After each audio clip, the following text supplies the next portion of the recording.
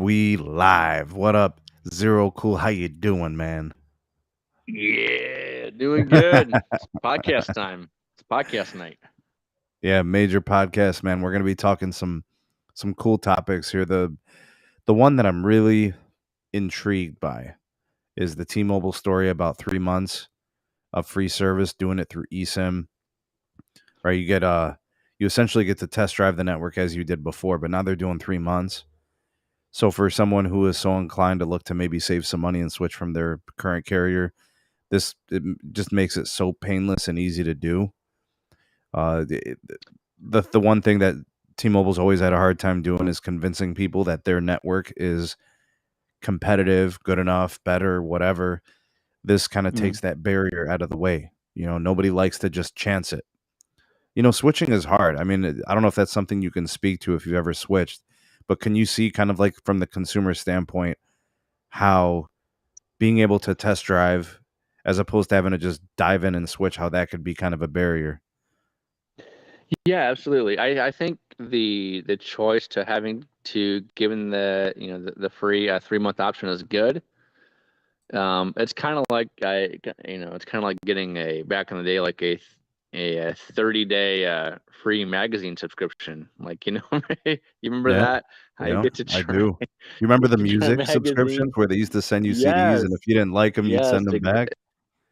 yes, exactly. Or the Netflix on DVD or what have you. Yeah, it's just it kind of reminds me of that, and I think it's good that if we're in these these trying times now. I think if people are kind of feeling the pinch on their wallet, they're able to try out like a different network um, for T-Mobile for 3 months. That's the longest that they did a test drive. Usually it's been like 30 days or what have you. But I think this is good. They're getting some new 41 spectrum, and they recently signed the Apple Plus TV deal. This allows for customers who really love shows on that network and also on Netflix, and just again to try to if they like T-Mobile, then maybe they can switch to them and see what the network is all about. And yeah, I think it's good for people to try. And if and here's the other thing that's really my eyes that's good about this. You're really able to put it through its paces and actually go to like different places where you might frequent, places where you go out to eat, or maybe at work, or maybe you take trips across the state. um, it's good to try, just have the time to try it out for 3 months, versus 30 days. 30 days goes by quick. It really does, right? So That's a good given, point. Yeah. given an extra, a full 3 months to try something out, that's that's really good. So I think, it kind of makes me wonder and wish that Verizon and AT&T would do this. I don't think they'll never will. But it gives the potential customer um, a lot of flexibility, and they may not, and they may like it as is. They may say, "Okay, I got good service here, but I'm gonna need a lot of data. I need, I'm a super user, or or I like to, watch a lot of movies or play games or what have you, or I like to stream a lot, or I like to upload content a lot, or what have you."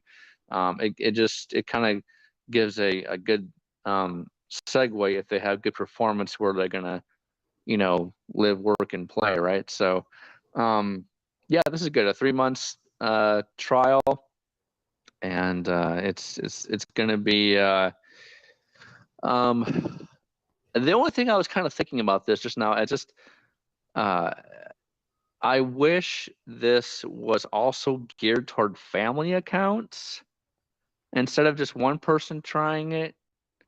Maybe they can it'd be better if they can give like maybe a phone away with this somehow too. Like maybe a very, very reduced priced eSIM phone.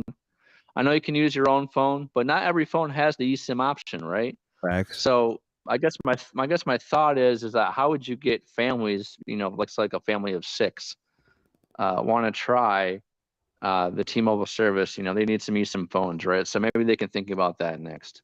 Yeah, and If we're then listening, T-Mobile, yeah, give them and some phones. because what's going to end up happening is you're going to have to sign up 6 people, right? And they're all going to be separate. They're going to Exactly. need eSIM devices, and then Yep.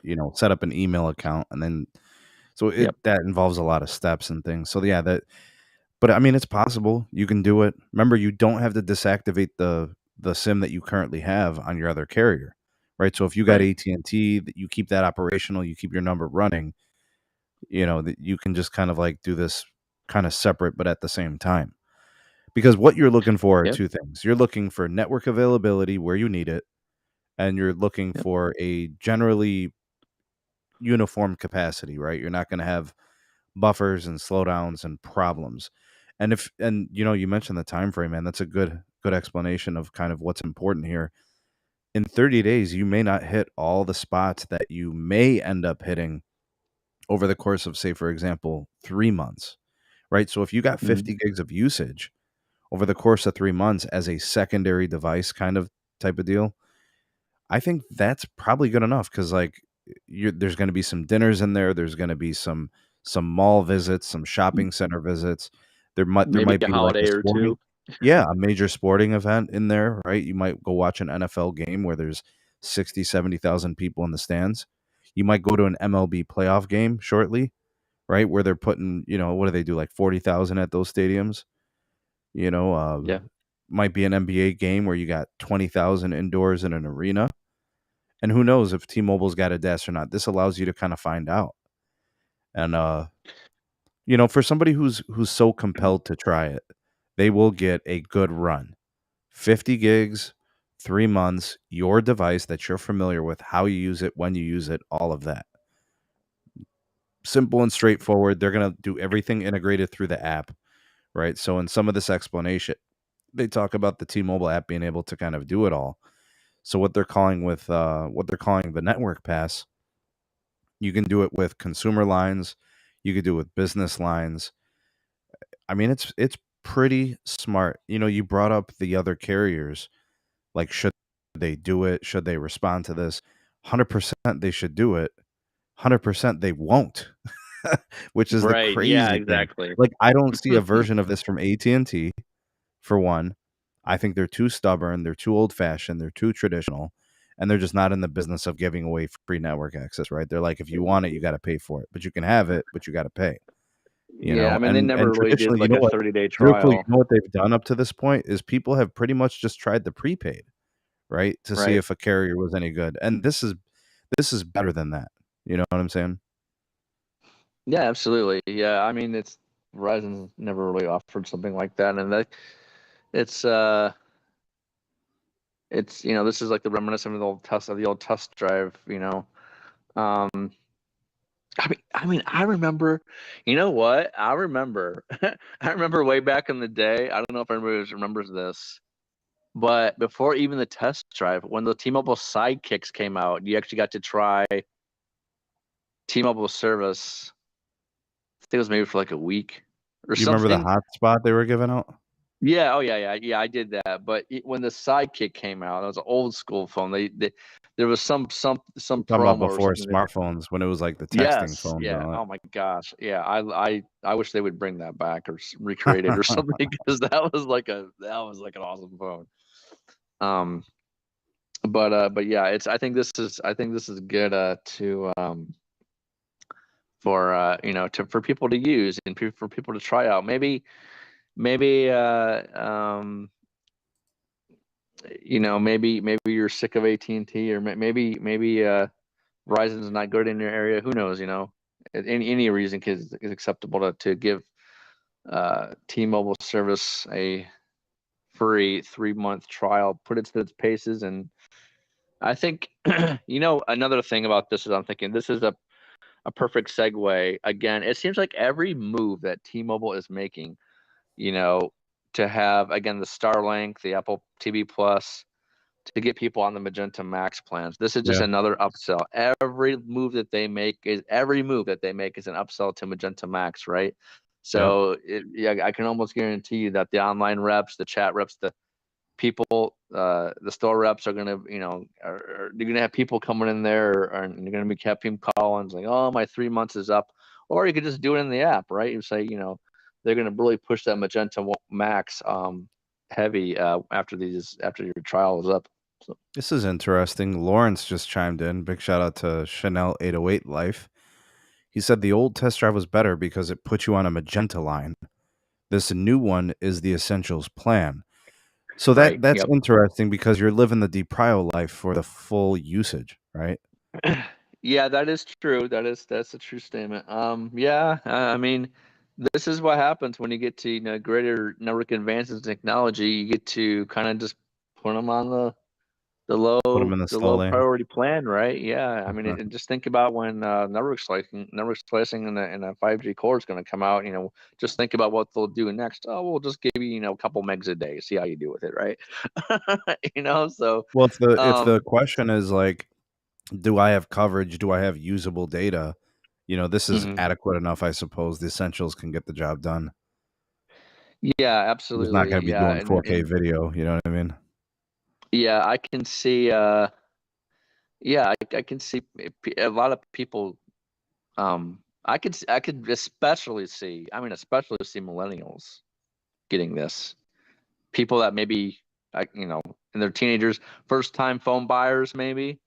Who knows? Or first time, when I got my first cell phone plan when I was like 17, 6. Or actually, no, I take that back. It was earlier than that. Like 15 or 16. I could see millennials eating this up and then begging their parents for a shiny new iPhone. And this is another thing. This is a great opportunity to sell phones too. So especially with these amount of that. How about this comment from Lawrence? No T-Mobile Tuesday. The old test drive had access to it.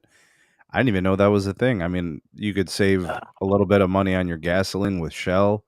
You get your thong on Thursday. You can get a bunch of stuff. That's pretty cool. You know, I think yeah, the T-Mobile Tuesday thing needs a revamp. I don't even know how wonder if they're Tuesdays are still doing the celebrated chicken over sandwiches anymore. there. It needs to be something better than what they're doing. I don't know. I will say that even the movie tickets that AT&T gave out half price on Tuesdays are better than this. So Wow. Yeah. I just Well, think you're a that movie the buff. T-Mobile Some of the Tuesdays. people out there I probably am. don't know that. You love movies, so Yeah, the T-Mobile Tuesdays needs a revamp. Something better to give customers than what's currently offered, but it's fine. good stuff, man. Which carrier do you think this impacts the most negatively? Verizon. Me I think too. a lot of people I were agree. were were saying that. Here's the thing. Verizon.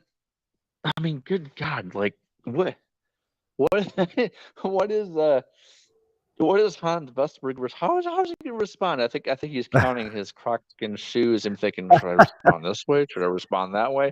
What are they uh, going to do? Like, we, how are they going to respond? Like, come out with something innovative, something bold. Like, God, like like they're the I know biggest they look carrier. like Like, dead ducks, why? man.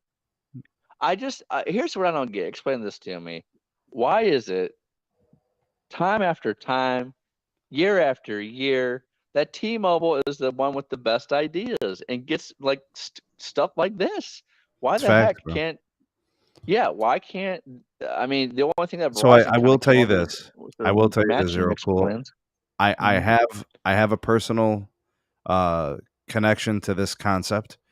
I do know somebody who did have this idea many moons ago, but was unable to properly get the support behind it, and they were not able to execute it because of the lack of the support.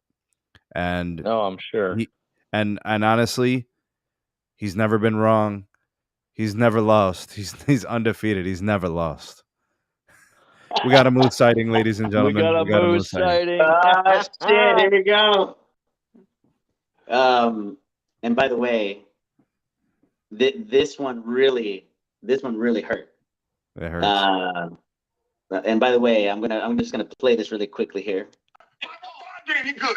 I'm undefeated. Never lost. I'm telling you. I'm telling you. Look, 2018, AT&T became the first carrier to support eSIM on iPhone in the United States. The first carrier. Yep. And then We have T-Mobile with their goddamn thongs and the marketing. They beat Big Death Star to the punch. This is completely unacceptable. Completely unacceptable. It wasn't the lack of trying, Moose. I'll tell you that much. Prioritization, ladies and gentlemen, that is the real issue here. What the people that say, right, that a customer is more likely to purchase other things when they go to a store is wrong. Look at Amazon as an example, right? Amazon doesn't have a physical store. They just buy everything online, right? The same concept could have happened many years ago with eSIM. Imagine a day where, like T-Mobile, you can just download an app, activate your eSIM, boom, you're activated into the network within seconds, right? And now it's a reality. I remember someone said that quite a while ago. Yes, we were just talking about who this impacts the most, and I think me and Zero Cool are in agreement. We both think it's Verizon. There's a lot of customers that are probably looking at ways to save money. I think T-Mobile definitely comes in a little bit cheaper than Verizon for most people. That being the case, a lot of people are probably like, well, if my bill is $160 on Verizon, I can probably get the same bill for $90 on T-Mobile for like a similar type of plan. But switching is difficult. You know, there's difficulty and it takes time and all those things. Like, this makes it really easy. And then I think for AT&T, it's a little bit, they're a little more resilient because of the discounts that people qualify for, and then the fact that they give these incredible promotions on devices. And I think just in most cases, those people are content. So they may not necessarily be looking to jump ship just, at this moment. But I feel like Verizon customers are ripe for the picking. And I think Verizon customers are starting to be like, I've paid a lot of money for a long time. They just raised my pricing, or there's an additional higher fee. Can I save money? I mean, these are tougher economic times, right, Moose? So, like, do you agree? Do you think it's Verizon who's going to be paying the cost here and having the biggest dent put into their bottom line? I actually am going to just slightly tweak the script a little bit. I am in agreement that Verizon is going to be the biggest loss on this. But anybody that has been even remotely curious to try T-Mobile now has no issues downloading an app and activating an eSIM on their phone. And by the way, any company that has unlocked phones and unlocked eSIMs, this is a no-brainer for anybody that's looking to switch. You can easily test out the service and then immediately identify if it's the right coverage, the right speed, the right reliability that you want to do it, right? If you want to use that service. So this is what I'm thinking is going to happen, Sneed and Zero Cool. We're going to see a lot of people in the rural areas download this, because now they have an option. Instead of going to a store, they could just download an app, just like you can download, WhatsApp, Telegram, Signal, right? Any one of these messaging apps. Now you can just download the eSIM from T-Mobile. Another big deal with this is that you have customers on AT&T, on Verizon, on other MVNOs, right? They can now try out T-Mobile. Cable should be worried about this as well. Why?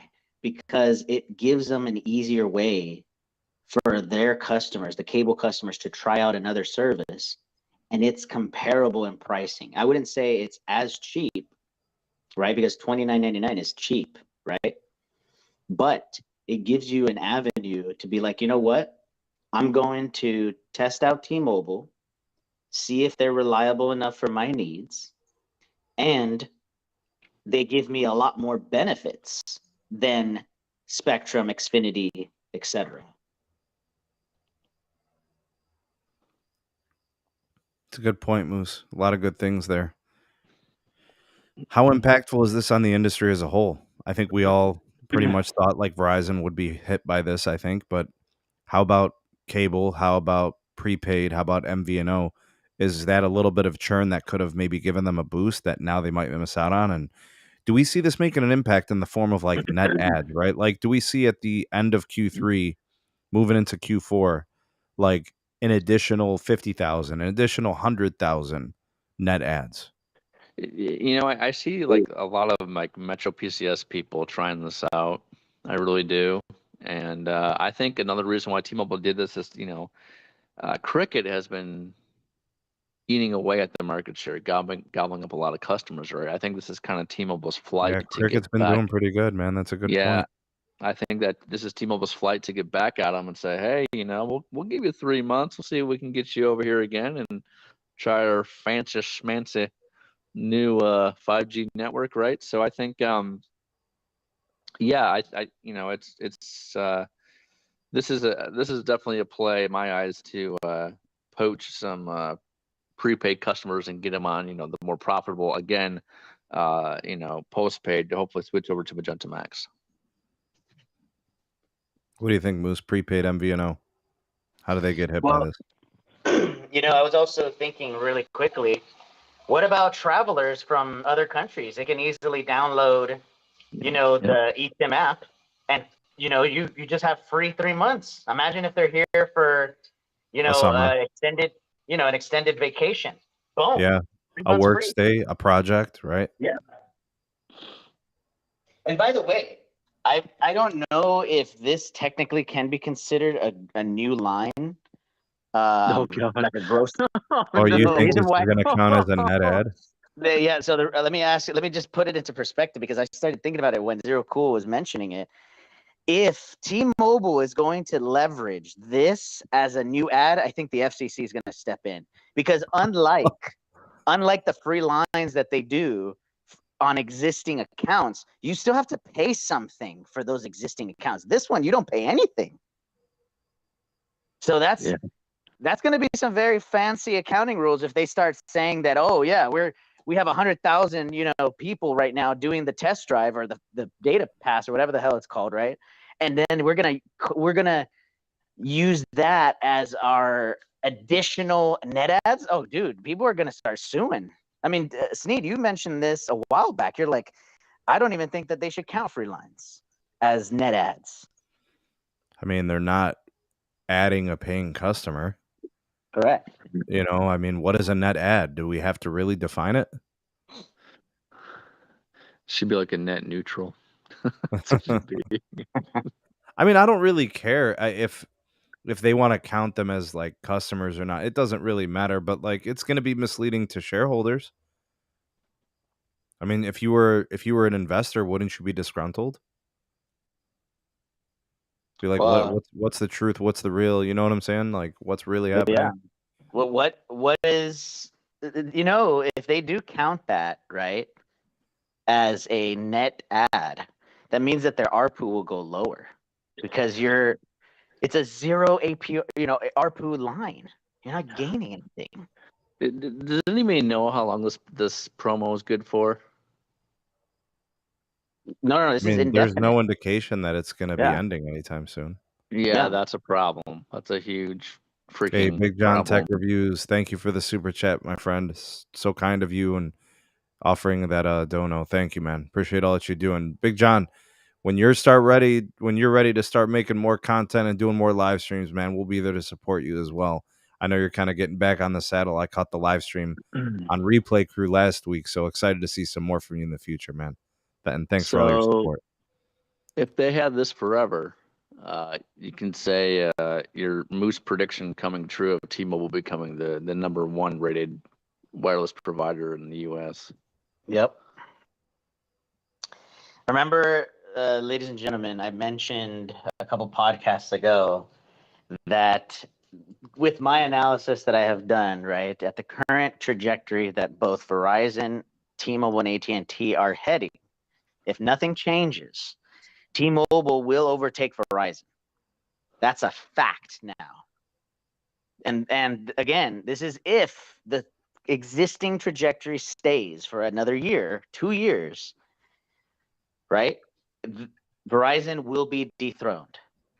And by the way, we need to address something. You know that fancy marketing that they did, Verizon, on Twitter about the T-Moan? Remember? That was funny, man. But that was hilarious. Oh, I love that. I did like it. But I'll tell you,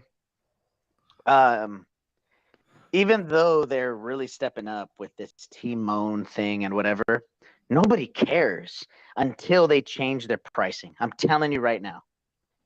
Yeah. Until they change their perception of we are the best, we are the ultra premium, and we are also very arrogant. Well, Moose, there's nothing wrong with saying you're the best, right? Like that could be, AT&T saying we're the best, T-Mobile saying we're the best. Like any company can say that.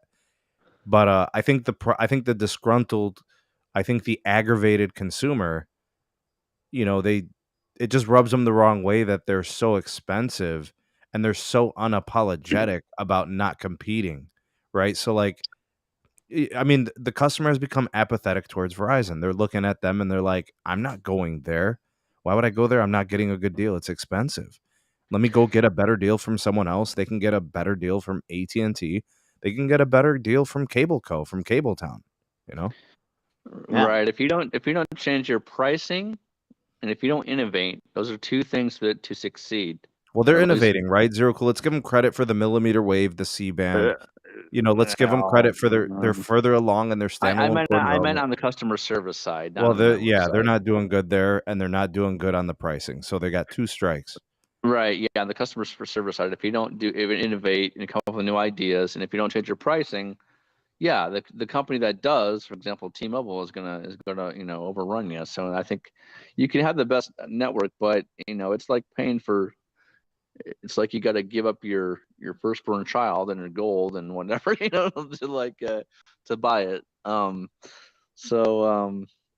Yeah, I either Verizon. I don't care which carrier does it, Verizon or AT&T, but something new needs to happen with them. Like they need to think of something that'll just make T-Mobile have this just surprised look on their face and catch them off guard. But I don't think that's going to happen. And let me just add this one thing here. I've been asking around, the couple various people, right? Business owners that I know, neighbors, etc. And I ask them, what do you guys think about Verizon, right? The first thing that they say is that it's way out of my budget right now, Verizon. Yep. The second thing that they say, which is very surprising, is that their network is not reliable in Texas. That's a big deal, dude. The number 2 state. What are their trouble states, Moose? It's Texas, Florida. The damn Fleurs over there. Goddamn alligators and shit, man. Florida, man. God, and I love Miami, but I'm telling you, everything else, man. Goddamn. But I'm telling you, but I'm telling you this: Florida, Texas, right? California, congestion. Yep. New York, congestion, right? Chicago, again, congestion. So we have these areas that are their trouble areas. And we now are noticing that even in the rural areas, Montana, Wyoming, mega states for the rural are now becoming problem areas for Verizon. All right, so Moose, this ties into what you're saying. Big John comes in asking, we lost power here a week ago from a storm, 20 miles north of Houston. Friends and family have Verizon, could not get service because of 5G. Something tells me, and this is something I've heard, like Moose is saying, Texas, not a Verizon strong zone. Houston specifically, I think, has also been problematic for them in the past. Maybe this is something that has continued to plague them over the last several years. Maybe just not enough upgrades. Maybe it's a backup power issue. Could be a number of factors, but I have heard horror stories of failed data connections, poor performance in Texas. So it wouldn't surprise me that you were down and you couldn't get connected for a while. What do you think about this one, Zirkle? No, here's the thing that's, it's that I know. Verizon, like the states that they're not good, it's sporadic. You'll have little areas where they're do okay at, little areas where they're not so great at, that they need improvement on. It's very like Swiss cheeses, depending on like the area. I think that'll get better over time. I do. Um, but yeah, it's unfortunate that the power outages, which does happen. Here in Florida, it's Verizon has some areas where they're really good, like So it's a mixed bag. so it's definitely a mixed bag. Yeah, Orlando, Miami's good, but other areas of Florida and the suburbs, no, it's AT&T rules in those areas, right? So it just makes it's frustrating for me from a networking standpoint. I think it's gonna be better over time. One of the things I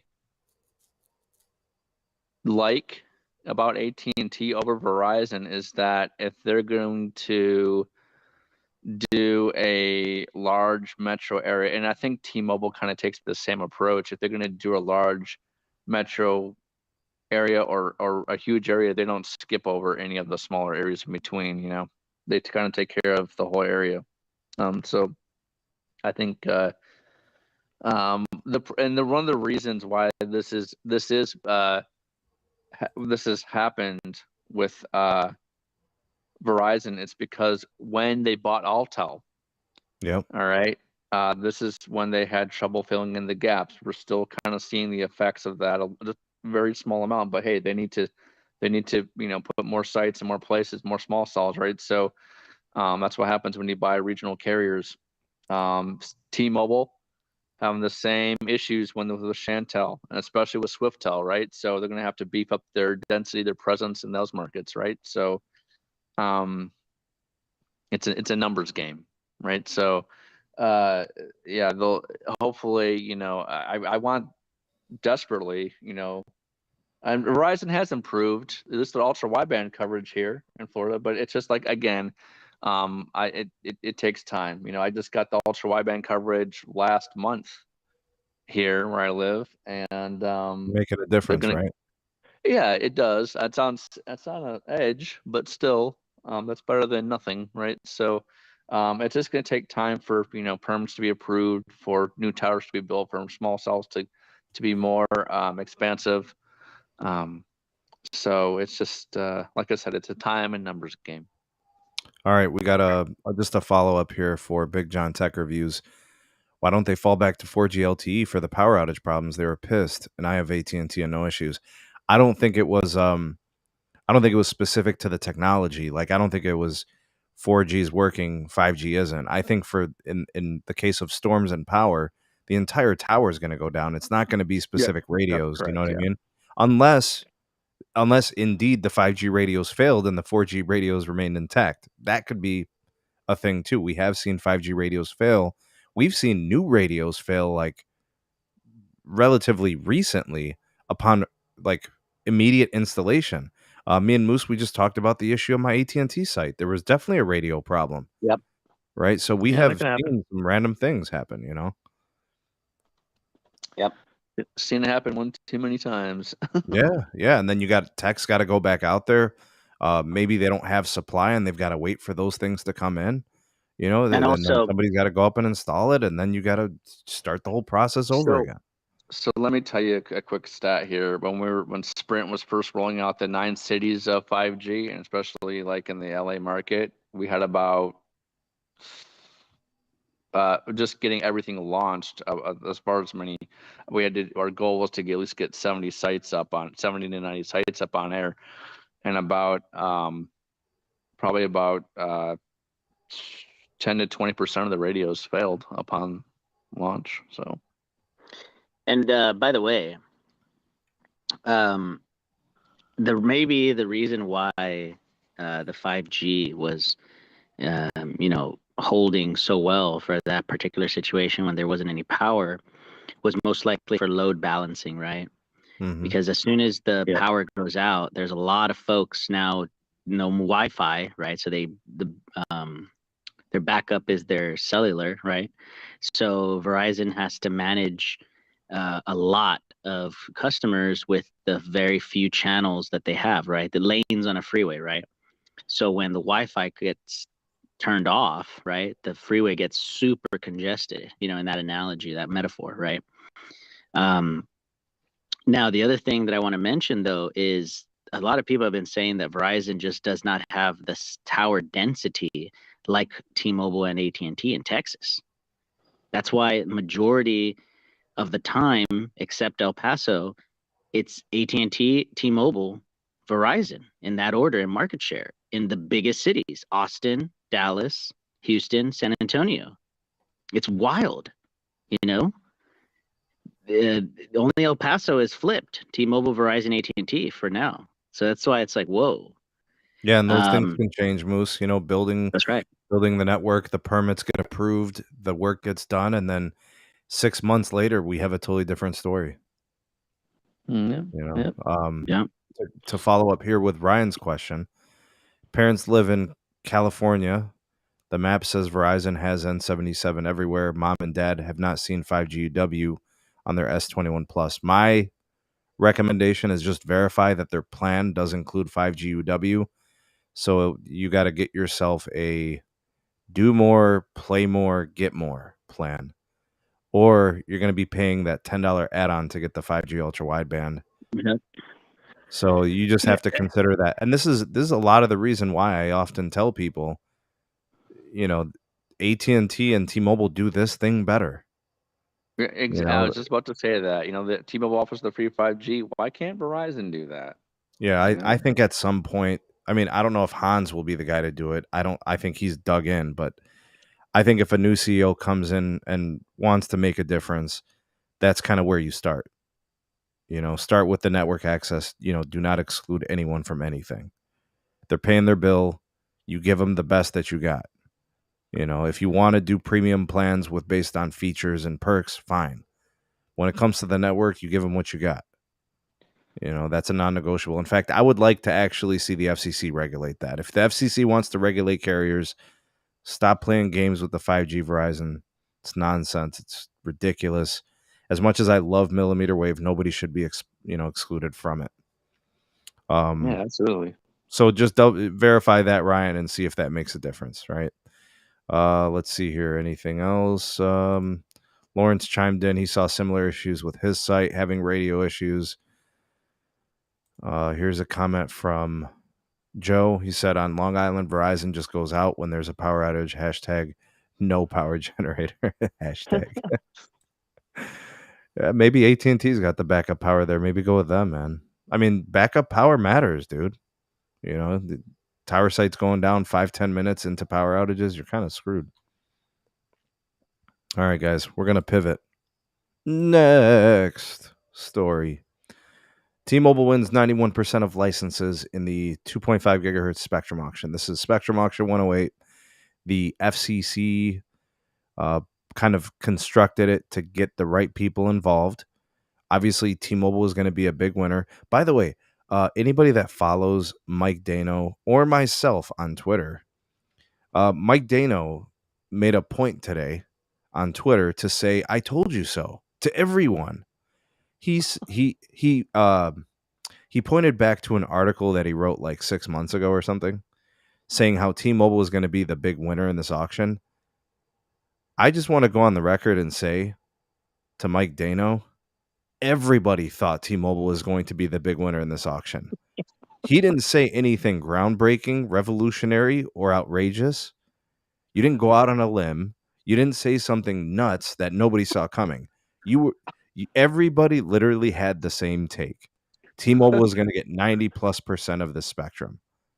Hashtag Randall's son. He is literally Randall's son for this one. Literally Randall's son. All right, so imagine you're just basically echoing everybody else, right? Everybody's saying the same thing, but then you're going to come back and say, I told you so. Who are you talking to? Everybody said the same thing. Anyways, Randall's son. All right, so T-Mobile got 7,000. 156 licenses of the 7,872 successfully auction licenses. There were some that went without bidders or winners. T-Mobile owes $304 million to the FCC. 71% of the total auction proceeds of between $427 million to $428 million. They got off cheap, guys. What do you say? Well, the Catholic organization got 107. Jeez, that's Oh, crazy. by the way, guys, I do have the actual PDF that's from the FCC on this. So we can actually see every single winner. So we'll pull that up here in a second. It says license bandwidth depth ranged from 1.7 megahertz to 50 megahertz. And they were available on a per county basis. And I think the reason that the FCC structured that like that was to get more of the regional carriers and the smaller carriers involved, because they didn't want to That's go with exactly why. PAs, right? The Yep. PAs would have driven up pricing way too high, and it would have probably priced them out, and then it probably would have just been like T-Mobile's 100%. So they went with county-sized auction format, and it looks like it did exactly what they wanted to. Actually, you know what I'm going to do, because there's something interesting about this story, and it involves Verizon. Moose, could you do the super chat for me, please? Yeah. So we got a super chat here. Hold on, where is this? MS. Oh, it's from MS. I can't see that. Oh yeah, it's from MS. Yeah. Thank you so much, MS, for the super chat. $2.71 US. At the least, FCC should regulate all voice call to 5G. Why not? Yeah. I mean, that will be nice to have over a nice core and everything. I think that eventually will happen over time. Thanks, MS. Appreciate the super chat. I'm gonna get rid of us for a second. Let me see if I can blow that up. Shrink it. There we go. Okay. All right, folks. Here is the Spectrum Auction 108 bidder summary. Alphabetical order. Do you guys see any companies you know there? I know Aeronet. Okay. They spent $1.7 million. 13 licenses. 13 counties. AT&T, $0.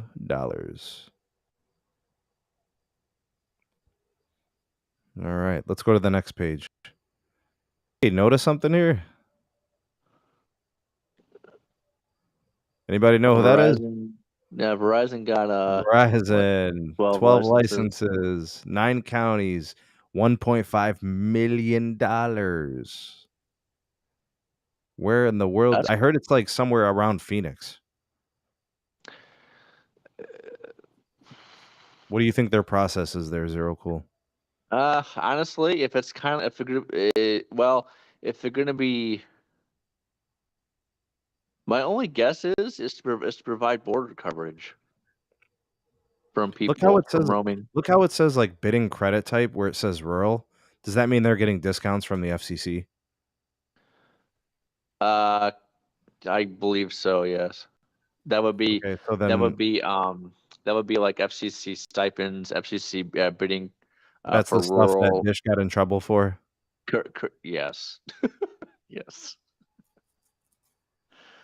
Hey man, look at this. We got Farmers Mutual Telephone.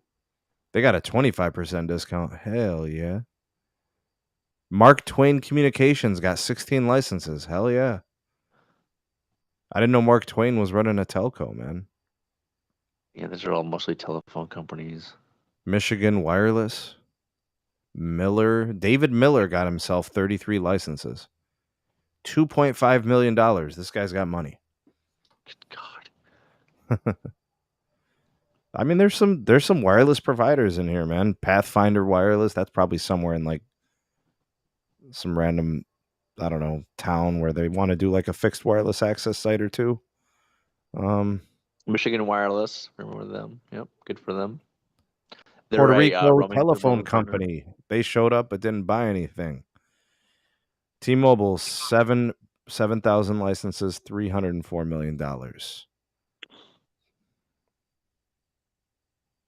Let's see, anything else here? United States Cellular Corporation. Is that U.S. Cellular? Yes, it is. Huh. They spent $3.5 million for 34 licenses. Maybe they do fixed wireless with this, or do you think they're going to do this for the mobile side? Oh, I think they're going to do it with the mobile side. I don't think they're going to invest in fixed wireless, to be honest. They're doing fixed wireless. They're doing millimeter wave. Oh, are they? Oh, Yeah, so well, that's kind of why I okay brought then. it All up. right, yeah, You know what I'm maybe saying? maybe they will do fixed wireless then for that. Yeah, okay, I got you. I don't really pay attention to them. I don't care about them. I just every time I speak U.S. Cellular, I just wish they would get bought out, but they never You know, a will. lot of people want them to sell. They want them to sell the I business, do. They don't. sell the customers, sell the Yeah. network, sell. They're like, "What are you doing, man? Like, what is really?" And actually, I hear a lot of people complaining about U.S. Cellular, lack of upgrades, lack of modernization. You know, they're and actually, wherever Verizon, AT&T, and T-Mobile build out their networks, when they step on their toes, they do it better. Better Yeah. backhaul, you know, better gear, better range, all that stuff. I don't know, man. They seem pretty stubborn. I don't think they're going anywhere. Right. Yeah. Personally, I I don't mean, think they're going they're anywhere. they're an old company. They just yeah. Maybe they I just don't want think to be the thorn in the carrier's ass, man. they do. Yeah. They I don't think anybody could buy them out. Like nobody. If let's put it this way, if Verizon and AT&T jointly bid to buy them out, they would just say no. Yeah, I mean, they could even offer like top dollar, and I think they still say no. Yeah, they can like offer 3 times what their business is worth. They would still say no. Yeah, I don't get them. I don't. Whatever. Yeah, I don't. I'm not a U.S. Cellular fan. I never was. I never will be. But Zero Cool, they got Spectrum, dog. I don't care what they have. They You don't. know, They're like they have just low band. They got 600 megahertz. I think they got some they. 700. Here's the thing. The reason none of the reason why I don't like them that much is because we're going in the 5G era. Their network ain't going to support nothing. I don't care what they say or what they have or what they do. It's not going to support the growing demand for wireless for people, especially like for VR and AR. It needs to be handled. They need, customers in those areas. I bet would love to have AT&T as their provider. So I think they would prefer to have AT&T, yeah, oh yeah, Verizon, or T-Mobile. They would prefer it because you get true national coverage. You don't have to worry about roaming. You don't have to worry right. about usage. You don't have to worry about, not having backup power on sites and excuses and whatever else. I mean, here's a guy who I know who actually can access US Cellular natively. EM Tech was good, bruh. What's up, guys? Was happening. What's up, man? Yeah, US. They're an interesting company. I'm surprised they've spent so much money on spec deploy it. I don't know. I see a lot of people complain about them on Twitter, really trying to push them to just upgrade sites and build some new ones. But that's expensive and they're a smaller company and, they're not just going to willy-nilly throw money around. Oh, and that's true. Trex brings up a good point. They're begging for people to be on their network and share infrastructure. Like they want to build a tower and they want like 3 other companies to co-locate. But they want to own the tower so they get the royalties, but I don't know, man. If I was a competitor, I'm trying to force them out, man. I'm not going Yeah, to help I'll be right facilitate back, their Sneed. revenue. Yeah, I'll be right back.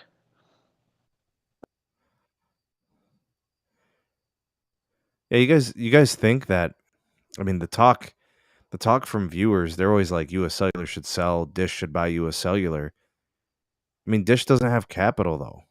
You know what I mean? Like they're not buying anything. Look, they definitely could have used the 2.5, but they weren't even active. 0. We got your back, EM Tech. Oh yeah, sorry, my Okay. from the Wi-Fi, so it dropped me out.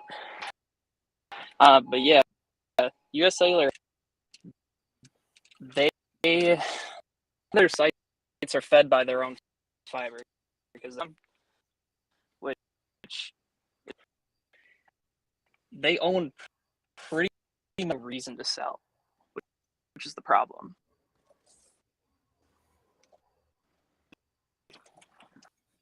I have no idea how many customers they have. I don't know if they're long for the business. I don't know, man. They can't be growing. All right. I mean, do you see customers in their stores? I mean, do you even see their stores? I mean, that's for sure.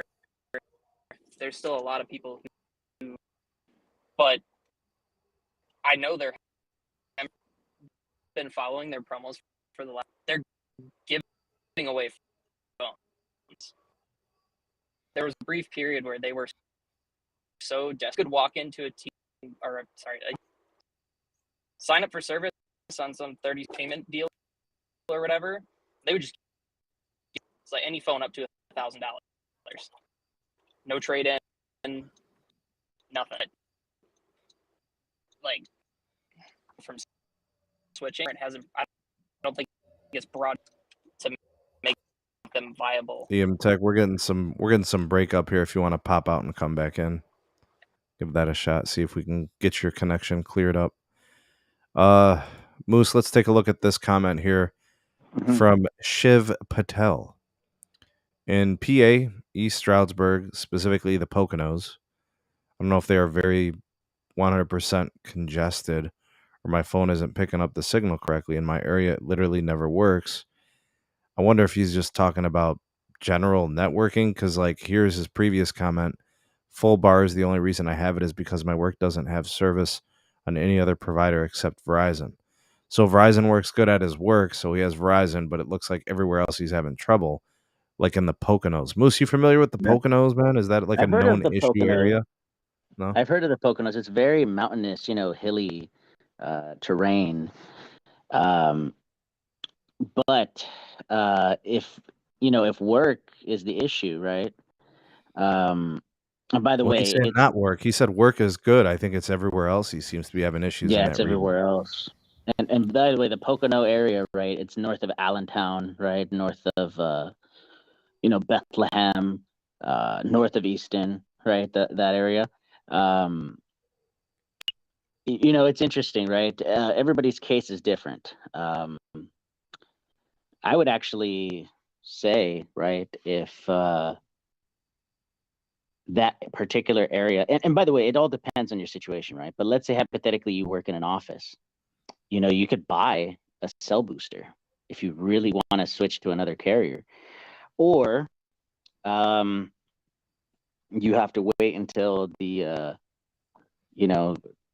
service catches up to your area. Eventually it will. All right, we got Tech back, and then we have the dental in the house. Sorry for the being fashionably late. I was doing the best phone plans earlier. It's all super good, late, man. dude. Super late. What did I miss? What did you guys talk about so far? The Poconos. Are you familiar? No. Thought you were from PA, dog. Yes. You've never been to the Poconos? No. Or at least if I have, then I wasn't aware of it. Is that on the eastern side or the western side? I have no idea. This was the first time I've heard of the Poconos. Okay, cool. Well, then I give you just as much shame because haven't you been to Pittsburgh, Steve? You don't know about the Poconos? That's what I thought, bro. Whatever, man. What up, Ian? Jump in here. You were talking about US Cellular, dog.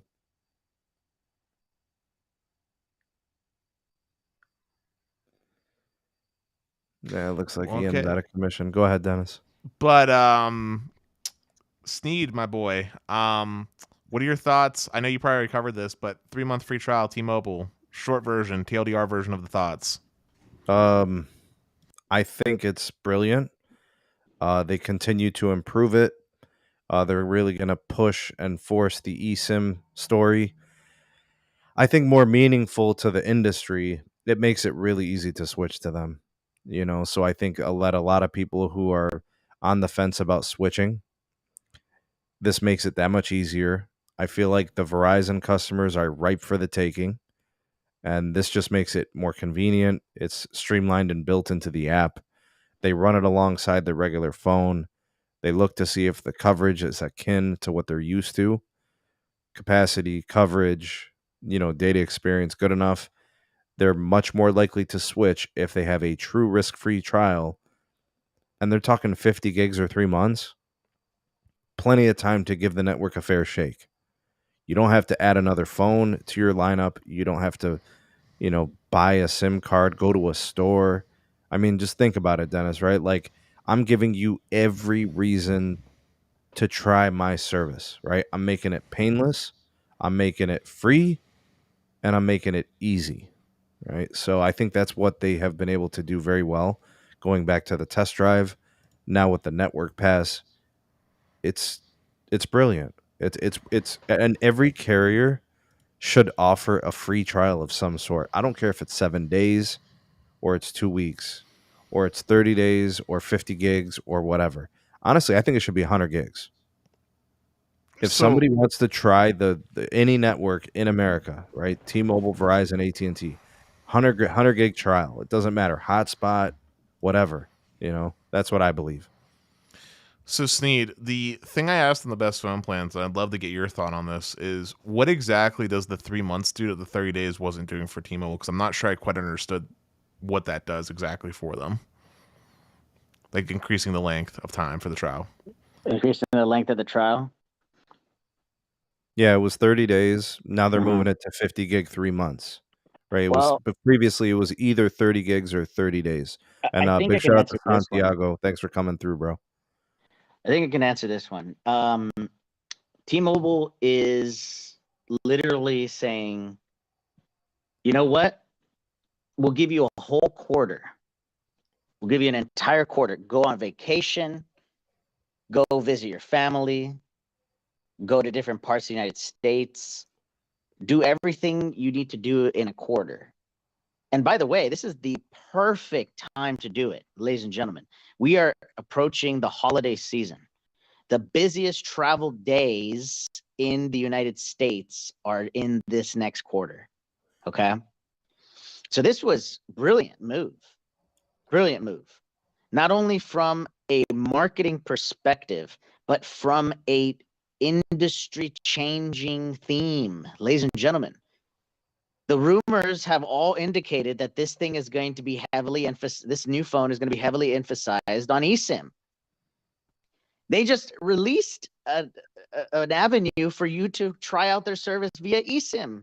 And the iPhone 14, I mean, those promos are going to be fast and furious, out the gate. Yeah. Correct.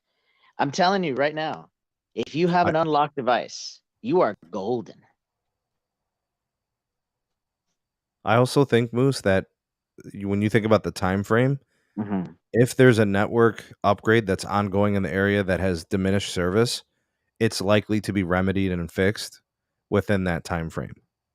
Right? So it essentially buys them more time to even try to improve the network on a micro scale for that individual. That is true too. You have 3 months. Let's, keep testing it out. I mean, I'm not even joking. When T-Mobile first started doing the N41 upgrades, you might have come across 5 tower sites that got upgraded in that 3-month time frame. Right? And the same thing with AT&T's 5G Plus. If you hadn't used AT&T in the last 3 months, you'd have a different experience today. It's noticeably more capacitive, and it was capacitive before, but they turned on these 5G plus sites, and now you're getting a lot of 300-400 megabits per second, where previously you were getting a lot of the 100 to 150, right? And that's only if you speed test. Does that make a difference in your day-to-day? Maybe, especially if the uplink is better, especially if you maybe we're on an edge cell. Now those radios got upgraded. Now maybe it's getting enhanced range. It's a much more densified type of upgrade area, perhaps. It makes sense, buying more time and getting towers upgraded in the process. And I mean, hell, I don't, how is a customer looking at this and say, no, I'm not interested? That's a pretty stubborn customer, right? They must be very happy with what they got. But like Moose is saying, there's one application. You're about to travel. You're going to be gone for a couple of weeks. I mean, this is a slam dunk. Also, Sneed, I don't know if you answered this yet, but I saw you had put out a tweet that Xfinity Mobile wasn't Verizon. It was like close but no cigar. I don't know if you talked about this yet or if you have a video prep, but like, can you share what's going on with the Xfinity Mobile? Yeah, man. It's 90% of the time it feels the same as Verizon's postpaid QCI 8. 90% of the time. There's like the occasional weird video buffer that doesn't happen on my postpaid Verizon line. So like comparatively, I could say it's mostly like postpaid Verizon proper. But like there was man, I don't know, man. It was like maybe Monday or something or Tuesday where I was using it and like I had buffering video like 3-4 times. Immediately, Dennis, I went to my Verizon postpaid line and I just loaded up the same app. I loaded up the same TV show and I ran it and it didn't buffer. And I ran it again and it didn't buffer. And I relaunched it and it didn't buffer. And then I went back to Xfinity and it buffered again. And I'm like, what is going on? Were So you I on 5G restarted. UW? Yeah. Okay. Yeah. So both of it, because it's on the work site, right? I got the 5G UW upgrade.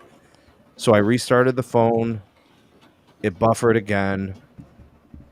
I left, I went back to work. It was all my lunch period. And it wasn't doing it later in the day.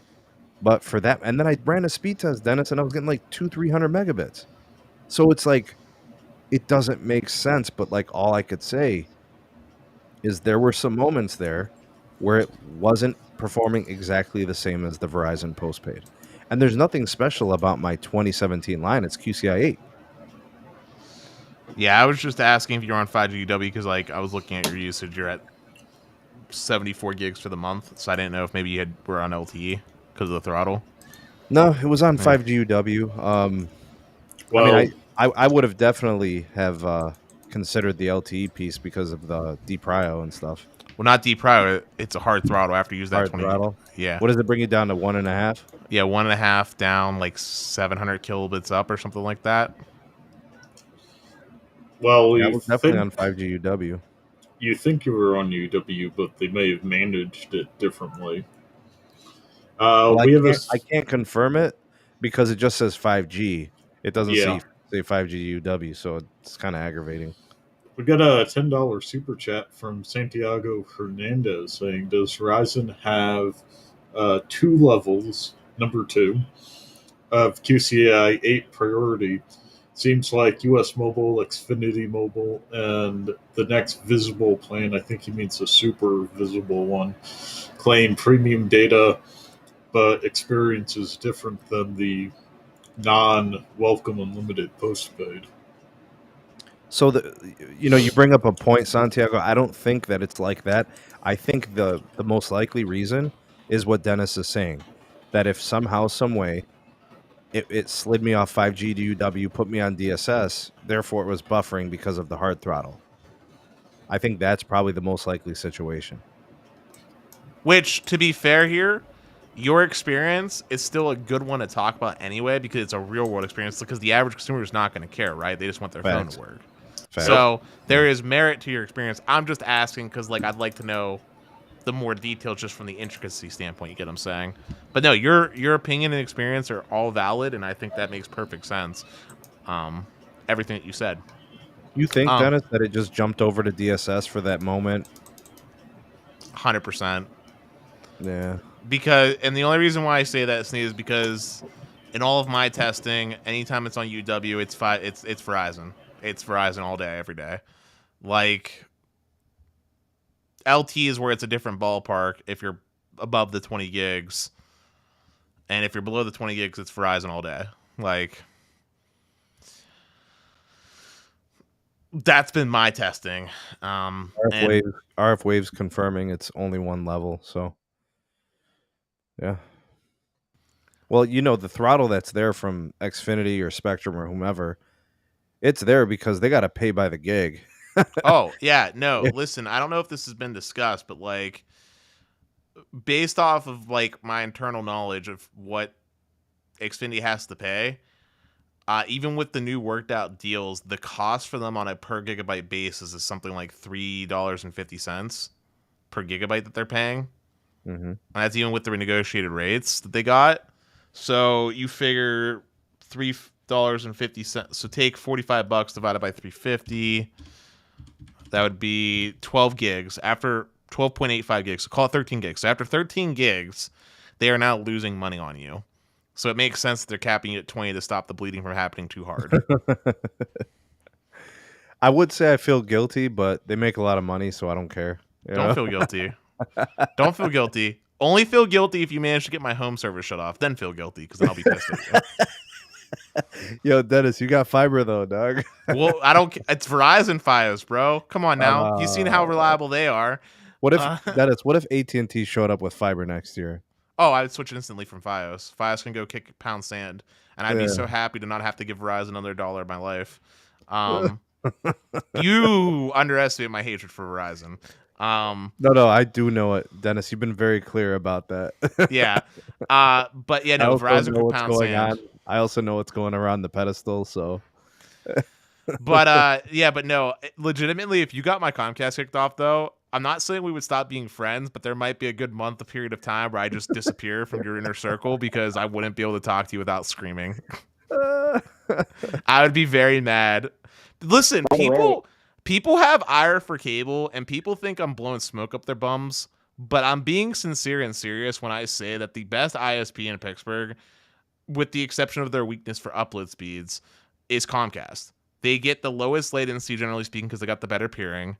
Download speeds are on point, and their upload is always above what they market. Like, it's not what I want from upload speed, but they are delivering what they say they're going to deliver. And they have fantastic uptime over here in Pittsburgh. It's a very modern, well-maintained network over here. Oh, breaking news, Dennis. Breaking news. The bearded dragon is getting 10 gig fiber to his house. No, he's not. 10 gigs. Pete, are you actually going to buy that? Big 10 no. Yep. You're buying it. Yep, I'm upping my internet rate 5-fold to $250 a month. Yep, and then he's purchasing mmWave licenses. He's going to power it with his backhaul. So that's awesome. Also, no. I'm not going to purchase them. I'm going to be. There's unlicensed stuff at like the 30 gigahertz range, isn't there, Pete? Yep, but I'm also going to see if I can. Allow T-Mobile to set up a tower for them in my backyard. Oh my god! By the way, we got additional breaking news that I didn't even know about this. Go ahead. I didn't see a press release either. But if you are in Arizona, AT&T Fiber has officially touched ground. Mesa, Arizona, southeast of Phoenix, is the first of many cities that will be getting AT&T Fiber. This is the first expansion that I've seen of a new state, Sneed. Ah, that's why it's a big deal. It's new within that particular state. Yeah. Okay, gotcha. Also, I'm just going to answer this comment real quick from Cipriani. He asked, what's the reason why I hate Verizon, Dennis? I'm going to give the very short TLDR version. Basically, when I was younger, looking to get my own line from my parents because reasons, Verizon basically treated me like I was not worthy to be in their presence. Dennis, how old were you? Like 16. How old are you now? 24. Wait, I'm having to think about my fucking age. I'm 20. I am. Hey, Sneed, we got a super chat. Oh god, I forgot my age. I forgot my age. 25. Well, 25, about to be 26, right? Because I'm about to lose my insurance. Yeah. So Pete, go ahead and finish up, and then we'll get to the. We got No, I was gonna say. Well, Dennis is figuring out that he's actually 25. I was gonna read the super chat from Franco Baraja, set for $20, saying, "Here's some love for the channel. Keep up the great work, guys. Hashtag Team Sneed. Hashtag Telco Poppy. Hashtag Bearded Dragon. Hashtag Moose Sighting. Hashtag Telco Jesus." When the hell did I become a hashtag? Hey, listen, you're hashtag Telco Buddha, by the way, now. But Sneed, I think I have an early onset of Alzheimer's or something because I just had an absolute moment there. I literally forgot how old I was. Well, anyways, my point though Yeah. is we're talking about an event from 10 years ago. And I mean that's a long time to hold a grudge on a telco, man. Like that I mean, I get it. You probably feel disrespected and I get it, man. I would probably feel disrespected too. But Hey, do Sneed. you really think that it's appropriate to hold on to that moment as like I Hey, made a Sneed. commitment that I would never want to do business with them as a company from that interaction. and you're standing Sneed? by that till today? I mean, I'm buying Verizon Fios, and then also remember, Sneed, there's been other events that have happened with my interaction with Verizon. I mean, think about the 6 months of Yeah. absolute pain it was to get, like, Verizon is a company that makes it very difficult to give them money. Like, I wanted fiber, right? Everything about that process felt like I was being flogged. They made it as hard and difficult as possible for me to give them money. It was pain. True and absolute pain. I deal with other companies that make my life easy, right? Like Amazon. I want to buy something off Amazon. Super convenient. 2 mouse 2 clicks, days boom, at boom. your door, right? Yeah. And if there's a problem with Amazon, I don't get questioned like I'm a criminal about the issue. They're like, oh, this Thunderbolt 4 thing that was on the marketplace isn't actually doing DisplayPort as part of the Thunderbolt spec and isn't working for you. No problem. Here's a refund back to your account. Also, you can go ahead and just keep the cable. Don't even worry about it. Like, Amazon, great customer service. Everything's smooth. When I want to give them money for Prime, it's easy, convenient. I'm getting a wagging from Bearded Hey, Dragon. Sneed. Yes, sir. What about my 18-year vendetta against Oh yeah, AT&T? Pete's dug in too, man. He really is. And He's how about pissed your off about vendetta the- against Cox, Sneed? Calling the But kettle black here, man. But mine's fresh, bro. Come on, man. Mine's still fresh, too. The Verizon Fios install was only a year ago. All right, Vendettas fine, man. You're right. You're right. fester. You're right. I should move on. I should let it go.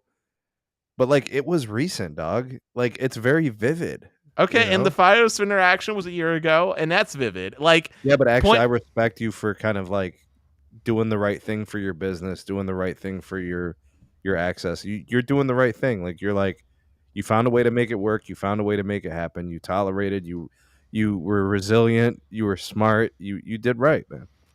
and I'll just say this: look, as much as we all like to, even on this panel, as much as we like to think we're rational, we're still humans, and humans are inherently emotional-based creatures. I will always have a bias and a hatred towards Verizon. I am just cognizant of that fact because it was when I was younger that it seared into the back of my cerebellum so deep in the cores of my memories. I will forever.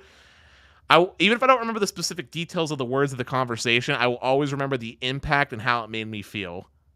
And it was true anger. See, but here's what Pete brings up. Like, he put this in the comment section. This is the worst case scenario. Like, when you have to choose a carrier based on who has screwed you the least, it's just a horrible way to live, dog. And that's why I'm sold with T-Mobile. Welcome to telecom in the USA. Listen, AT&T, despite Pete's experience, is the company that's treated me like royalty. Granted, it's probably because my dad's account is as old as literally AT&T's since wireless inception. Your dad's account is as old as dirt, bro. It's literally, I'm not joking, Sneed. His account is literally as old as since AT&T Wireless first became a thing. So like it gets treated like royalty. So my experience with AT&T, although painful because of billing and issues and stuff like that, it's always being treated like royalty. Like when AT&T messes up, Dennis's problem was triggered in the trauma Lord have mercy. Hey, listen, I got some Neanderthal on me probably somewhere. I mean, just look at this nose. Well, you are Italian, so.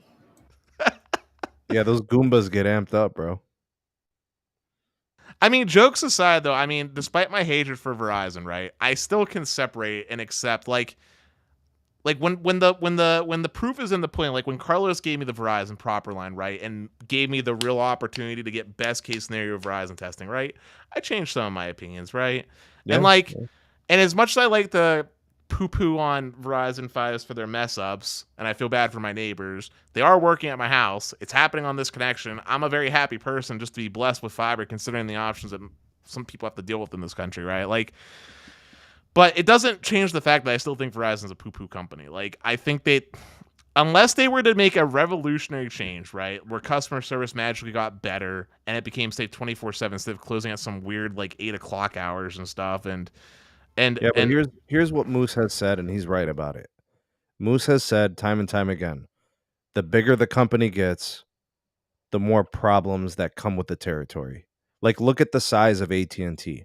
Is there a bigger company globally than AT&T? Like, you can't name that many. You know what I'm saying? Like, they're in all these territories. They're multinational. They're international. I mean, he's right. It's just hard. It's hard for these types of businesses to even approach what you would consider to be acceptable when it comes to customer care, retention, loyalty, all those things. You say all that, but then I think about companies that are the size of Amazon who do it and exceed my expectations at every Yeah, but those corner. are unicorns, Dennis. All right, Delta Airlines. Hey, Delta Dennis. Airlines, literally very similar to telecom with how regulated it is, right? Delta Dennis. Airlines, I love it. Go ahead, Pete. My ISP has customer service from 10 till 5. They're not reachable if something happens. See you tomorrow. You know? So if my internet goes out, I call them up the next day, and the guy will be more than happy to get a resolution if I give him my address. And I might get a tech later that day. But yeah, it's dead at 5. But your company's small and localized with its employment, right? Like going back to 100%. before we address this, before I said what I was gonna say, thank you, Giuseppe, for the super chat. What's up, fam? Good to see you, What brother. up, man? But Sneed, like big companies, right, that are like telecom and regulated industries. Let's think about other companies, right? Like Delta Airlines. Love Delta Airlines. Yeah, there's a United Airlines who's had a bunch of issues, but we don't do business with United, right? We like Delta. Delta treats you like a premium customer. You've had to pay a premium price for their flights. I'm happy. Water companies. I have a really bad municipal water company here. Bro, nobody has a good water company. Right? That's actually not true. I have Yeah, a really mine's bad water. fine. I have a really bad water company here where I live now. However, there was water companies like when I was up at State College that were awesome. They gave like free testing when you asked for it if you wanted to test for it because you had concerns about your water. Billing was transparent. Awesome app. Like it can be done. It just isn't done, right? Like some companies decide just to sit on their laurels and rake in the profits for short-term gains, and other companies actually decide to do it, right?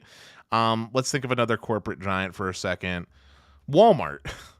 All right, Walmart's a Goliath, right? Terrible. What are you about to say about Walmart? That's good. This I gotta hear. Go ahead, Dennis. Go on. All right. So Walmart is terrible to their employees. Like they got their problems, right? But when it comes to actual customer service, generally speaking, I haven't had any problems with Walmart's customer service. They've been pretty acceptable whenever there's been issues with things that I purchased. That's because they're not paid enough to care. I don't care the reason. I'm just saying the end result is I got good customer service from them.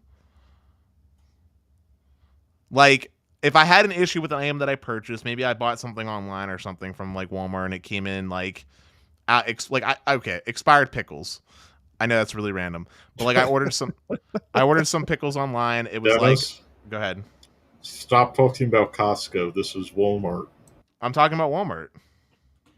No, expired pickles that you accidentally ordered. That's a Costco thing. I know, whatever. I'm talking about Walmart. Like I ordered some pickles. They were like some naturally fermented pickles from Walmart's online shop. They came in expired. I just went in to the store. I went up to the little desk. They gave me a refund right then and there. Bada bing, bada boom. It took me like 10 minutes. Done. They didn't question it. They didn't try to put me under the grill marks for it. They were just like, oh yeah, ish happens. It was good. Trying to get, say, Verizon to correct a bill for like misbilling or something like that, like pulling teeth. Even Comcast. People will talk about stories about trying to get their bills corrected if Comcast messes up or something like that, right? Like telecom companies in general suck at customer service. That is an industry-wide problem, and it's not just because they're big companies. It's because there's other issues that are deep-seated in the telecom industry as a whole. All right, we got this question from Anthonius. Will Verizon pick up any of T-Mobile's marketing staff? Would it help if they did? No. Verizon's problem is they're stubborn. They're arrogant. They're cocky. I mean, a lot of what Dennis said is correct. They're stuck in their ways. I mean, it starts at the top. If you get a CEO change, then you could probably get a culture change. You could probably get a breath of fresh air. You could probably get some people to think, okay, this is a reset button. We can get back to network excellence. We can get back to customer care excellence. And we can get back to just being Verizon. And by that, I mean, being a competent, dominant player in telco. Right now, the sentiment publicly, the perception within our communities and such, they're just not active. They're not competitive, and they don't compete. So, yeah, that's kind of what I think. And I don't think current management cares to bring in T-Mobile's marketing staff, nor do I think that would even make a difference, even if they did bring them in. What are you going to market? Hey, we're the most expensive carrier. How are you going to spin that? What are you going to do? You're gonna put a seal wearing a tuxedo with money coming out of his pockets? What are you going to do? We got a $10,000 crack skin shoes for the price of your phone bill. Crocodile now and later gators. Right. Exactly. Extra skinny jeans, maybe. I don't know. Company-owned T-Mobile stores have good service, according to Giuseppe. Thanks for the super chat. I mean, Sneed, you saw T-Mobile stores in my local mall. What were your thoughts on that experience? That was a mixed bag, bro. Uh-huh. The former Sprint store was trash, and the corporate one was kind of nice. Those gents were very good. Yeah, but I'm just saying you got to get the legit side-by-side, a store on each floor. Yeah. The one was on the second floor, and the other one was on the first. That's a live stream, by the way, on the Best Phone Plan show from the IRL meetup, if you guys want to see it. Sneed, something that you said you were going to do, and we're all the way into September at this point. When are you coming back down to Pittsburgh, my friend? Well,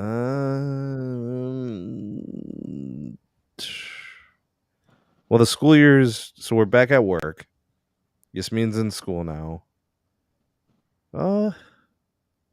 No later than Thanksgiving, but probably Labor Day before. weekend. Nah, probably not. Only because I think I got to work this weekend. Snap. Yeah, but get Monday off. But I think like Thanksgiving is a possibility that week. Maybe like that weekend actually. So like Friday or Saturday. Fair enough. Yeah. Side note question: since we were talking about fiber earlier, Sneed, here's a question to you: you still rocking the gig from AT&T, or did you ever end up downgrading like you said you were gonna do? No, man, I like gig, bro. You've been spoiled by it. Yeah, I like gig. I'm okay paying $60, and I get HBO Max with it, bro. If I was to shift down, I'd lose that. So You're not joining 10 gig crew? What is the HBO Max as a straight up standalone service? $10? $15. $15. That's a hell of a value, bro. So I'm gonna downgrade and get half the speed, and then lose that feature and be paying the same rate. Hey, Sneed, you'd be covered. Yeah, well, you always cover me, Pete. You always do. Pete always covers me. Pete gives me everything, spoils me rotten. You know what I would love to see? You know what I'd love to see you do, Sneed? It's really, really off topic. Let's not get weird, Dennis. I would love to see you do a challenge of some kind where, like, if you get some amount of concurrent viewers or some amount of donos or something like that, you end up shaving your head. Where's your beanie, Dennis? He flies off the cuff without his beanie. That's what I noticed. It's because my brain is exposed, not being properly warmed for peak operational experience. No, but like some type of fun challenge, man. I mean, would you be open to it? No, I'm not shaving my head, dog. You know how cold it gets here in the winter? Bro, you act like we don't live in the same climate. No, dude. You got to come here and see how cold this lake gets, dog. Bro, I'm in the same. Cold. We get the same draft from like Lake Erie. No. Dude, my No, wife is from the Berg, bro. Trust me. Big trust. yeah. I mean, around the Lake Erie there, you get the lake effect winds in the snow, and it is briskly I'm cold. not even joking, Zero It's Cool. so cold. It I've seen sucks. truck doors get ripped off at the hinges from the wind here. It's Yep, so it cold. gets windy and cold. It's so cold. It's like he's in Colorado. Here's something fun, Sneed. Apparently, Stetson, I learned today on the show, is actually getting serious about developing like a root metric style app. That's pretty awesome. Yeah. Yeah, I would definitely download it and support you guys because I don't like Ookla or root metrics, bro. I'm done with them. Well, he's getting the Ookla SDK first for the speed test purposes of it. But that's a thing that I learned. I thought that was a pipe dream conversation that we were having, but I guess Stetson took it serious. He's looking for a developer. So yeah, that's all he needs. He needs somebody to help him develop the app, and then he could probably integrate it and get it going for app. Probably iOS first, right? Android would probably be first, considering Android the things that we first? were talking about wanting to use. Because basically, from our conversation on the stream, it sounds like it's the features that he wants are pretty in line with like what our wishful wish list was, which is like cell mapper level collection as far as bands and tower site locations, with the root metrics displaying of like the hexagons and stuff like that, with like all kinds of other cool functionality that would require the ability to record data that can't be collected on iPhone. Bro, I'm sorry, man. Steve? I got a comment on this one. Look, California is nice. You have nice weather, but it is an absolute political armpit. Like you can't get anything done there. You know, you want to make the state better. You want to do things and make things, you know, and make improvements and fixes and changes. You can't do anything. You can't get anything done. New York's the same way. I'm telling you, they're the two political armpits of this country.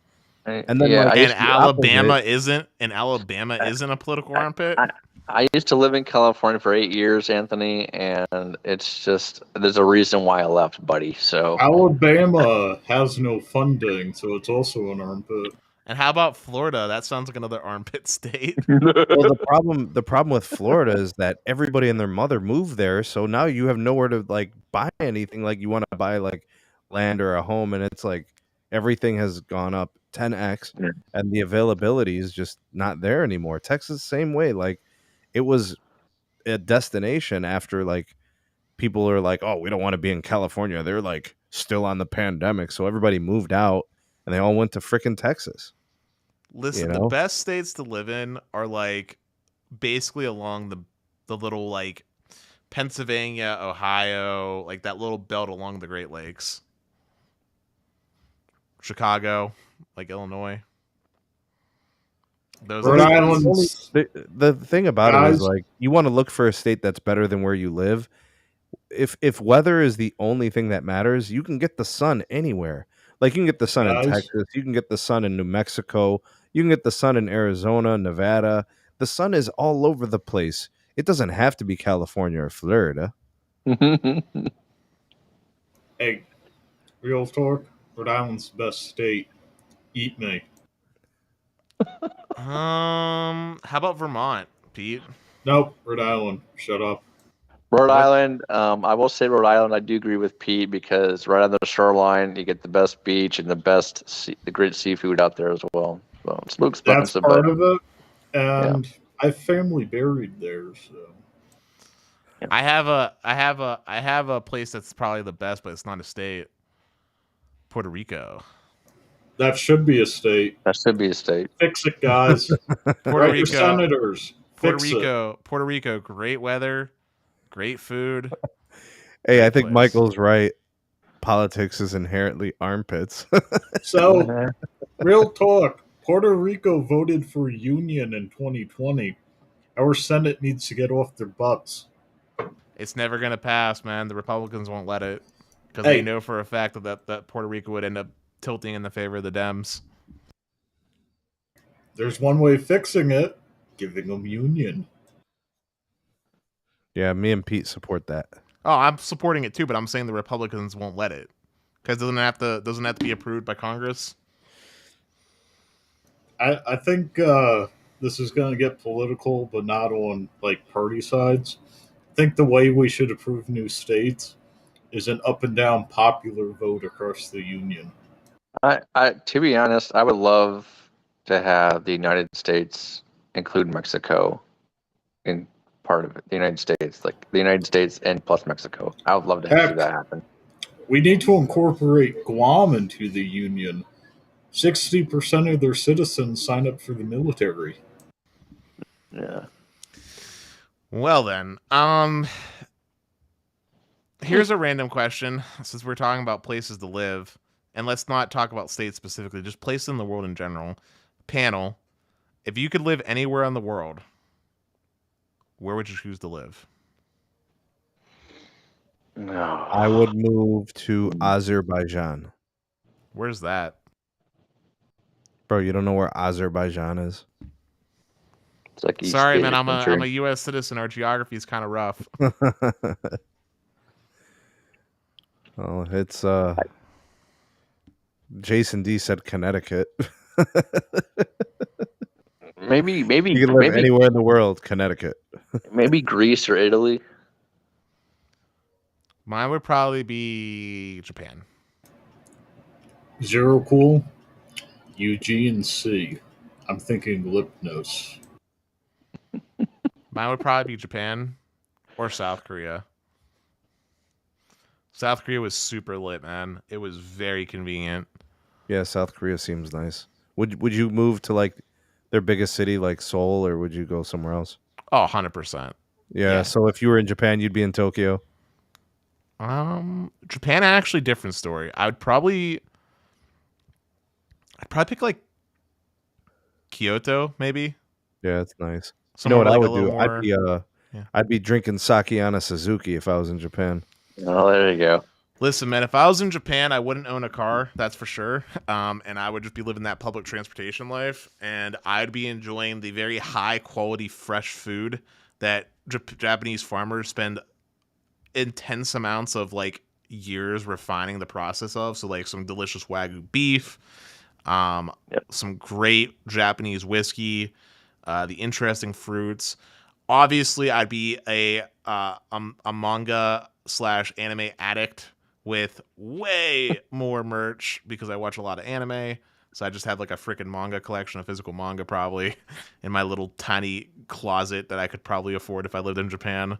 And Dennis? Yeah. I'd go Hiroshima. And are you going to pick up Japanese to read all that manga? I suck at learning languages, but I think I can survive even if I don't pick up Japanese in Japan. Bro, listen, you just pull up. You just be like, "Yo, konnichiwa." Or I was going to say the power. Or I was going to say the power of Google. And they look. You do that, they look at you and go, "Yankee," and then start talking English. or I was just going to say I could probably just use Google Translate like a modern civilized person on my smartphone. Stop being savage, Dennis. Learn the language. Wait, you're not supposed to learn the language?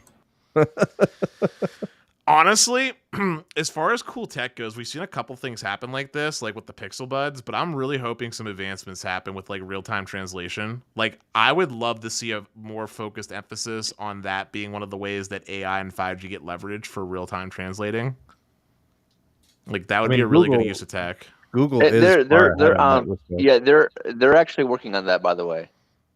I know. I Google said that, is. like I know. I'm saying we've seen it happen, but it's like not there yet. I'm really hoping that we get to the point where like I want us to get to the point like literally how we're talking right now.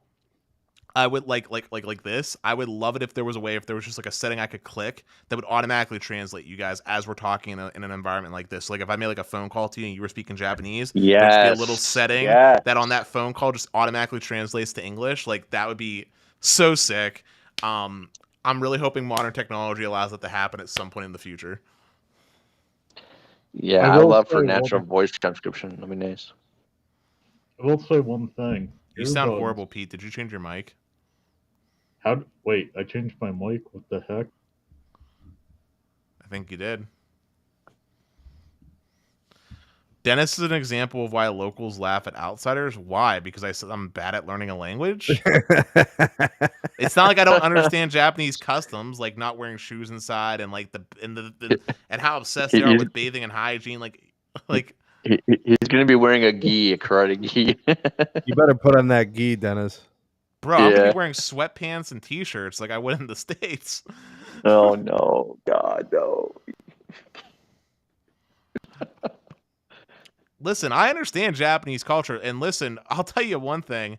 In Japan, one of the places I'd be spending a good chunk of my time and funds is at isekais. So that's basically like a Japanese bar, but unlike in the States, where like we have like this super like fast food style bar food, there's like good quality food at these isekais. So I'd be grubbing down and drinking some good beer.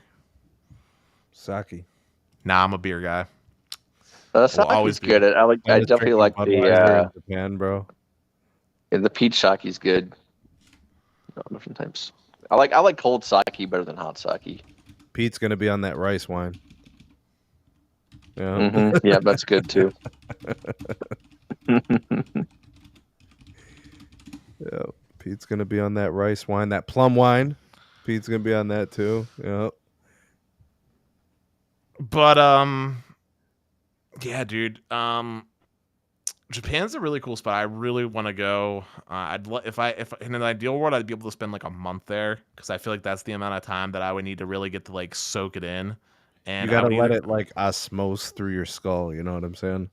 And if I did get to go, I would love to either go when the Japanese cherry blossom trees are blossoming because I feel like that'd be a beautiful sight to see.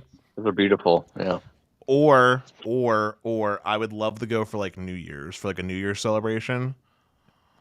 Because like the fireworks over in Japan are supposed to be like incredible. It's supposed to be like Disney World on like steroids. Can we get a hashtag support the sweatpants? Listen, man, I'm not in high school anymore. I don't gotta be a fashionista with some like clean Jordans or anything. I'll wear the cheap Hanes shirts from Walmart and the 6-packs and a pair of sweatpants. Is my mic working now? It's shameful in their culture. Yeah. Well, that sounds like a personal problem because there are plenty of people. He's talking about homelessness. What? He's talking about homelessness. Homelessness is shameful in Japanese culture, but I'm not homeless. What is happening here? I wouldn't be homeless in Japan. I'd just be wearing sweatpants, which is actually totally normal. When did you become homeless in Japan? What is happening? Yo, Dennis, I swear, Dennis. God. Literally, if you sign up to be homeless in Japan, I'm not letting you go there. I didn't say what the. Listen, I'll say something perfectly normal, and then don't scare the locals. Oh yeah, the big bad scary American that's like a teddy bear with a beard. Oh, man. Yo, I heard life expectancy in Japan is like it's high. 9. It's high. No, it's super high. Listen, I'm gonna tell you something real quick. This is a little trick of the trade. A lot of places in Asia love Americans for different reasons. Some it's just to learn English. Some it's for their money. But generally speaking, Americans, thumbs up. Like South Korea, it was perfect. Like they're used to seeing Americans homeless sleeping by the cell towers. Dennis, would I even go outside in Japan or would I stay inside? I think I would go out a lot because it'd be so easy to get around just by walking and not having to like load up a car. But then there's also a part of me that feels like I might end up being a NEET and just staying inside and also being a hermit. So it's a catch-22. You know why I think this is true here from Anthonius? I think it's because we smoke a lot of their alfalfa. I think that's why they like us so much. No, but like seriously, if you go to like places like Japan or if you go to places like Japan or South Korea, America's had a very like heavy-handed like impact over there. Like South Korea because of all the bases in Japan because we literally like wrote their constitution that like it's totally normal to just see Americans there. Like it's just like it's normal. Yo, Dennis, would you be looking for an anime bride? No. A geisha. So honestly, I'm pretty happy to this point, I've been quite contentful being single. Dennis, Like the only problem go ahead. if you want to, I can't do it. Okay, I was gonna say, so like I've been pretty content being single though. Like honestly, like living by myself, like as someone that's had like roommates and stuff or lived with my parents for so long, like just living by myself is a very freeing feeling. The only person that can get in my way or make my get me upset is myself. I like living alone. I enjoy the peace and But tranquility. you're that not is in my signing life. up to be an incel. No, I'm not saying hate all women. I'm just saying like right now in my life, I'm not looking for it. Like, and if it Right. doesn't happen, I'm also content with that. Like like in an ideal world, would I find a perfect partner and like that thinks like me and like we gel? Obviously, dual income makes living so much easier. Having kids would be cool. But like on the same token, like I'm not gonna go do some like craziness like fly 1,000 miles across the world just to find a wife. But anyway. You might Super surprise chat. yourself. We got a super chat. US Mobile just updated their app today, courtesy of MS. Thanks for the update. Hey, Sneed, Did we they have also problems got with the one. app or something? Let's wait for MS to tell us if they had a problem. But we also got another one from Giuseppe Jimmy saying, I've traveled over there. More racist to non-whites. Yes, they are. That is a problem that I didn't want to bring up on the stream because it's a sensitive topic, but that is a truthful thing. I've seen it because I had an African American friend that I was visiting in South Korea who was in the Air Force, and I got to see that firsthand. Didn't want to bring that up though because I don't want to assume that everyone there is like that, but that is a problem. That is a real problem. Same thing with China too. China's a problem too. But I wouldn't want to go to China. Let me rephrase. Let me rephrase. What about I would testing love the 5G network? Hold up. Let me rephrase. I would love to go to China to eat the food, like Peking duck and stuff, but I don't want to go to China right now with the current relations and the CCP government being the way that it is. Would you go to Wuhan by chance? Oh God. Maybe in 25 years' time, in the hopes that China doesn't have the problems that they're dealing with at the moment. By the way, Peking duck, great out of the oven. Oh, I'm aware, dude. Listen, Wait, Peking you guys duck don't is. fry your duck? I do. I was gonna say fried duck is tremendous, bro. I've never made duck myself, but Peking duck is incredible. The first time having was actually when I was in state college. There were some international students I was working with in my IST classes that took me out to a Chinese spot up there, and they did their thing. Like I guess they knew him or something, and we got like the actual proper like Chinese style way of having stuff. We shared the meal. It was awesome. It was really good. I also got Peking duck with Stetson when I was over in Colorado. That wasn't nearly as good, but I wanted him to try it. Hey, I don't know if Wuhan has a good cell network, but I know they have bad cellular biology. I can tell you that much. Oh, that's good. That's funny. You're gonna get this demonetized by China. Segueing out. I make my own orange glaze for my Peking duck.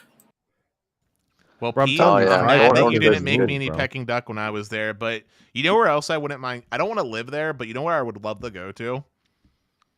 India. So Dude, many you got- spices and dip, yeah. like so many spices that just don't get used anywhere else in the world or in their Dennis. dishes.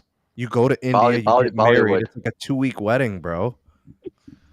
Again, what is up with Huh. you guys trying to get me married? Come on, You Dennis. get yourself like an Indian princess, bro, and it'll be like a 2-week wedding. Wait, alternate reality. I'm confused. Having a laugh with Dennis. Tremendous potential for individual growth here at Peter B. I'm not getting the comment. I'm confused. Oh my god, I do. Can someone explain it to me, please? Are they saying that I'm a cool guy to talk? I don't get it. Dennis, they freaking love you. What do you mean? We love you, Dennis. We just.